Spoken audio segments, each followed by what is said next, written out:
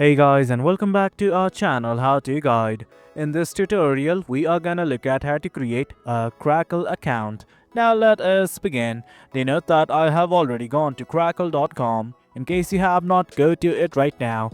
Now let's simply look at how to create an account. At the top right, you can see a few buttons, namely Create Account and Sign In. Click on this button called as Create Account.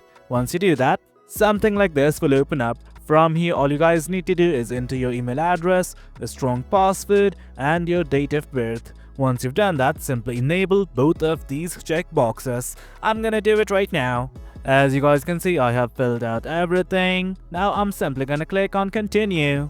And that is it, guys. As you guys can see, we have successfully created our Crackle account. Well guys, that is it. That's how we easily create your Crackle account. The process is quite easy. Hope you guys found this video informative, and for more content like this, do remember to hit like, share and subscribe. Your support fuels us. Until next time, thank you.